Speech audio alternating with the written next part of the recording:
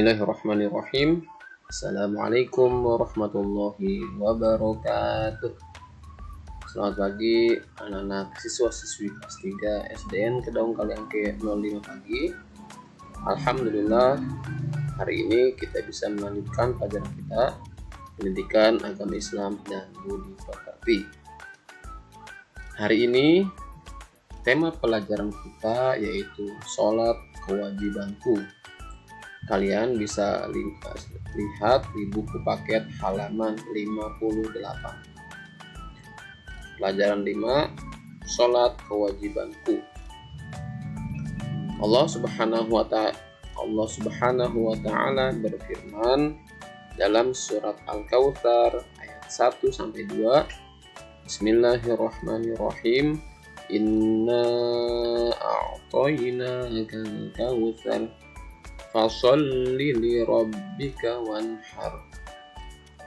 Yang artinya, sesungguhnya kami telah memberikan nikmat yang banyak kepadamu, maka dirikanlah sholat karena Tuhanmu dan berkurbanlah. Surat Al-Kautsar ayat 1-2 menjadi dalil bahwa Allah mewajibkan kita untuk melaksanakan sholat 5 waktu.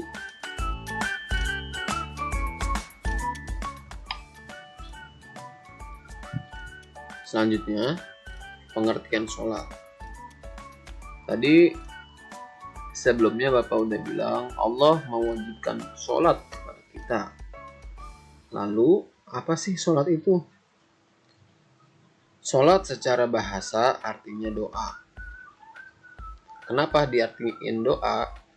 Karena sholat itu berisi berbagai macam doa, berisi harapan, dan juga permohonan taubat kepada Allah Subhanahu wa Ta'ala.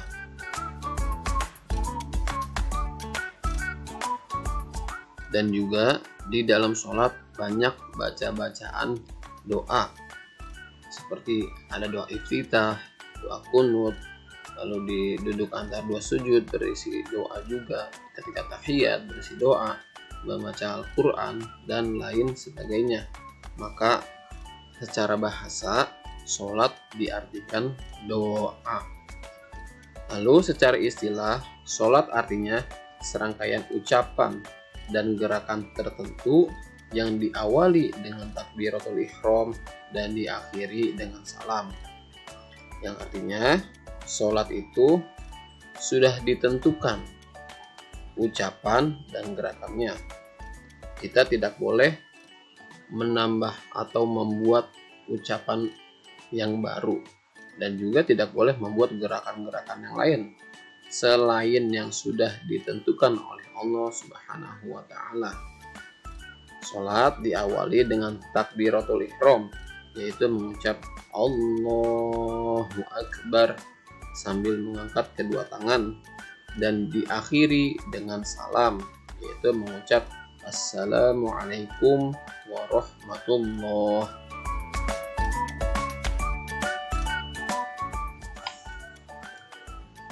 Itu tadi pengertian tentang sholat. Lalu, sholat itu penting atau tidak? Jawabannya, sholat itu penting. Apa alasan sholat itu dikatakan penting? Tadi di awal sudah Bapak sampaikan ayat dalil yang mewajibkan sholat. Lalu ada lagi hadis yang menjelaskan pentingnya sholat, yaitu Rasulullah SAW bersabda, sholat adalah tiang agama. Siapa orang yang menegakkan sholat, maka berarti ia telah menegakkan agama. Barang siapa meninggalkan sholat, maka ia telah merusak agama. Sholat diibaratkan sebuah tiang. Coba kita lihat foto bangunan di ini memiliki tiang-tiang yang besar, tiang-tiang yang kokoh. Maka gedung ini bisa berdiri dengan kokoh. Gedung yang besar, tiang-tiangnya juga harus kuat.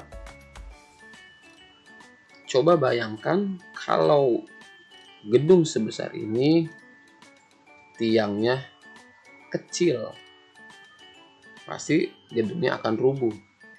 Atau tiangnya jarang-jarang, yang satu ada, enggak ada lagi, ini ntar nggak ada tiangnya, ini ada tiangnya, ini nggak ada. Tentu gedungnya ini pasti lama-kelamaan akan hancur karena tidak kuat, karena tidak ada tiang yang menyangga. Begitupun sholat. Sholat itu ibarat tiang ini. Gedung ini agama kita, agama Islam. Kalau kita jarang sholat, itu sama aja kita menghancurkan tiang-tiang ini. Kita nggak sholat subuh, tiangnya hancur satu. Kita nggak sholat zuhur, tiangnya hancur lagi. Kita nggak sholat asar, tiangnya hancur lagi. Nah, kalau tiang-tiang ini hancur satu persatu, lama-kelamaan gedungnya akan hancur. Kalau kita tidak sholat, atau kita bolong-bolong sholatnya, kita sama saja menghancurkan agama kita. Na'udzubillah min dzalik. Lalu apalagi pentingnya sholat? Tadi sudah disebutkan bahwa sholat itu adalah tiang agama. Selanjutnya, sholat adalah rukun Islam yang kedua. Sebagai orang Islam, kita harus melaksanakan rukun Islam. Nah, sholat ini termasuk rukun Islam yang kedua setelah syahadat. Lalu, sholat dilaksanakan untuk membuktikan pengabdian diri kita kepada Allah Subhanahu wa Ta'ala. Allah adalah Tuhan kita, dan kita adalah hamba dari Allah Subhanahu wa Ta'ala. Maka dari itu, kita membuktikan pengabdian kita kepada Tuhan dengan cara sholat 5 waktu. Kemudian, sholat merupakan ibadah yang pertama kali diperhitungkan pada hari kiamat. Nanti di hari kiamat kita dikumpulkan di padang mahsyar untuk menghitung amal baik dan buruk kita. Ketika pertama kali diperiksa, yaitu adalah ibadah sholat. Kalau sholatnya bagus, insya Allah amal ibadah yang lain ikut bagus. Tapi kebalikannya, kalau sholatnya bolong-bolong, sholatnya jarang-jarang, otomatis dinilai jelek. Begitupun amal ibadah yang lain bisa ngikut jadi jelek juga. Lalu, sholat adalah penghubung yang paling kuat antara seorang hamba dengan Robnya atau Tuhannya. Ketika kita ingin berdoa, kita mengharapkan sesuatu, maka kita sholat, lalu berdoa kepada Allah apa yang sedang kita pikirkan, apa yang sedang kita harapkan. Lalu, sholat dapat mencegah perbuatan keji dan mungkar. Orang yang rajin sholatnya, insya Allah jauh dari berbuat keji dan juga berbuat mungkar atau jahat. Sholat juga menjadi tanda orang yang beriman. Orang yang beriman selalu melaksanakan perintah Allah dan menjauhi larangan-larangan Allah. Sholat adalah salah satu perintah Allah. Maka orang yang beriman selalu melaksanakan sholat. Pertanyaannya, apakah kamu sudah terbiasa melaksanakan sholat 5 waktu?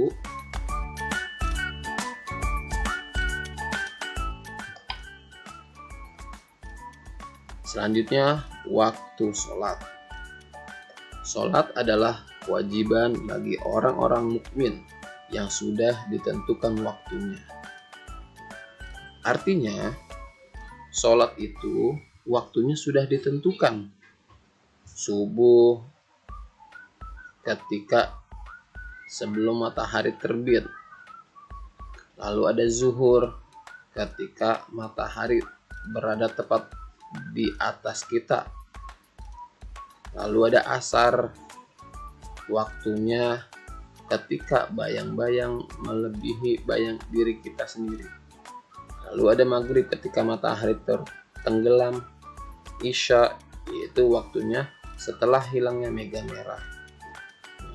Artinya kita tidak boleh melaksanakan sholat di luar waktu yang sudah ditentukan. Seperti misalkan jam 10 pagi kita mau sholat maghrib, tidak boleh, karena maghrib waktunya itu ketika matahari sudah tenggelam, itu sudah ditentukan waktunya.